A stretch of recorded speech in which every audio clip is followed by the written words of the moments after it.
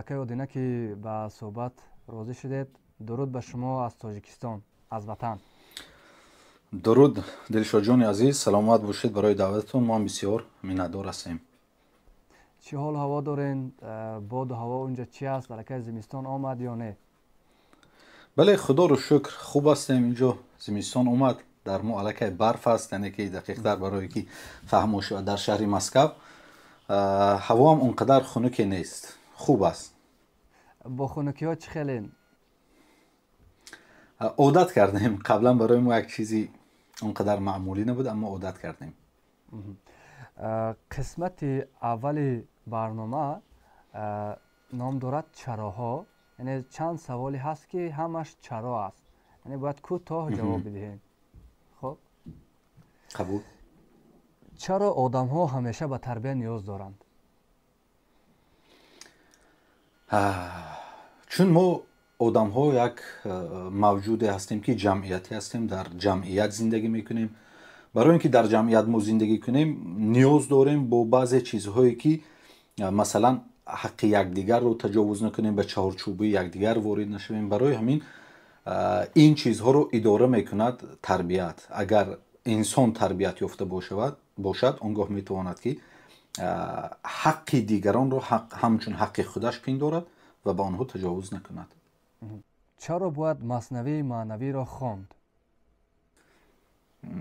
чун маснавии маънавии мавлавӣ ҳаст қуръон дар забони паҳлавӣ, бояд ҳар як тоҷику тоҷикзабон бояд маснавиро хонад. ба ин андешаи ман. чаро бояд хонад? ба чӣ далел? ба хотири чӣ? ба чӣ? ба хотире ки инсон бояд рушд кунад, такомул ёбад. гумон мекунам беҳтарин китобе ки барои рушди инсон кӯмак мекунад ин маснавист. чӣ чиз дар одамҳо шуморо нигарон мекунад ва чаро? вақтҳои охир ростӣ ахлоқи бад. чун ба қавли агар худи ҳазрати мавлоно гӯем, беадаб танҳо на худро дошт бад, балки оташ бар ҳама офоқ зад. инсони беадаб фақат бадияш ба худаш намерасад, балки ба тамоми олам мерасад. ба ин хотир ин маро бисёр нигарон мекунад. чаро то ба имрӯз асарҳои мо то ба нобел нарасиданд? ё нобел надоранд? бале, шояд агар нобел қаблан мебуд, шояд на қатъан. ҳатман олимоне ки мо то масалан асри 15 ё ки ба 16-17 доштем, ҳамаро бузургони мо мегирифтанд. аммо мутаассифона имрӯз мо дар як марҳилае қарор дорем ки каме аз ин чиз дуртарем. умедворем, аммо мо боз мегардем ба ин ҷо. вале сабабша нагуфтед ки чаро чунин аст? аз бесаводӣ. бузургтарин талафоти потенсиалии инсон чист ва чаро? саъдӣ мегӯянд расад одамӣ ба ҷое ки ба ҷуз худо набинад. бинигар то чӣ ҳад аст мақоми одамият. инсон бисёр мақоми баланд дорад. агар хоҳад, метавонад ба як ҷое расад ки ҳатто мегӯянд ки бинигар то чӣ ҳад аст мақоми одамият. аммо мутаассифона мо инро ба инобат намегирем ва он потенсиале ки дар вуҷуди мо ҳаст истифода намекунем ки ба он мақомҳои беҳад баланде ки инсон бояд бирасад расад. бузургтарин чаро мо мурдаҳоро бештар аз зиндаҳо эҳтиром мекунем? мо воқеан инсонҳо шояд дар тамоми дунё ин тавр бошад ё ки, аммо мо ҳар ҷо ки дидем зиндакуши мурдапарвар мегӯем. яъне ки то вақте ки инсон намирад, мо қадри ӯро намедонем. фикрами дар ҳамаи инсонҳо бошад. чун мегӯянд ки марги модар мекунад фарзандро модаршинос, яъне ки то инсон як неъматро аз даст надиҳад, ба қадри ӯ намерасад. ҳоло агар мо як инсони бисёр дар миёни мо бад ҳам бошад, бибинед агар фардо ки аз миён рафт, ҳама мо аз ӯ ба некӣ ёд мекунем. аммо чаро дар зинда будан ин корро намекунем? як хислати аҷиби инсонист. воқеан муаммост. чаро миёни мардуми мо таърифзадагӣ бисёр шудааст?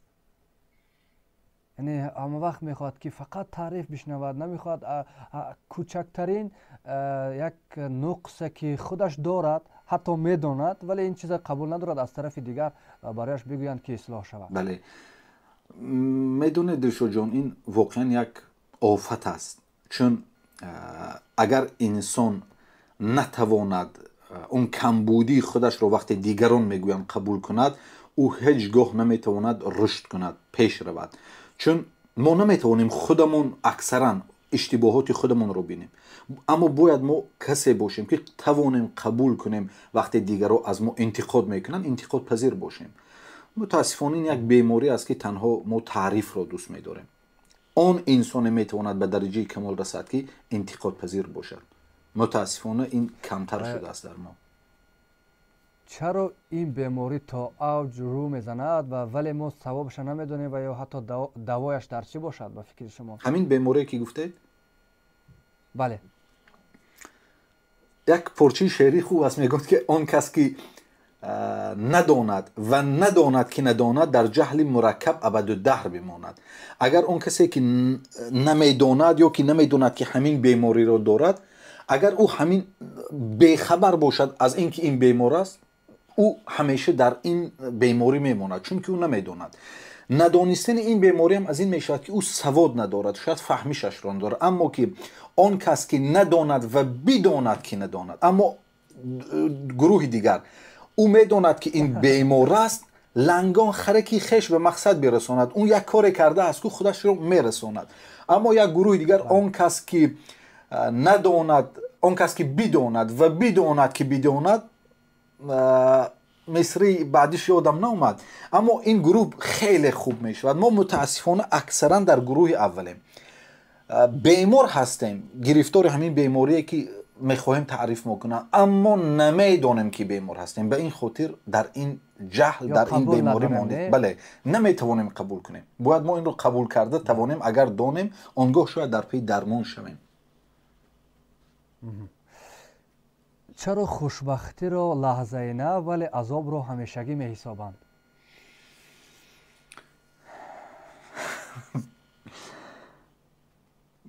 این دلشاد جان، این بستگی دارد به نگاه ما.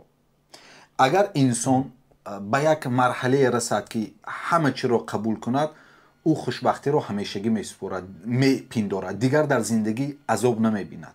این واقعا شدنی است. چون چطور گفتم این بستگی دارد به نگاه ما. حالا یک مثالتون میارم. از یک عارف پرسیدن، گفتن که زندگی چه حال داری؟ زندگی چطور میگذرد؟ او میدونه چی گفت؟ او گفت که اون کسی که تمام کائنات به کام او میچرخند، احوال او چطور است؟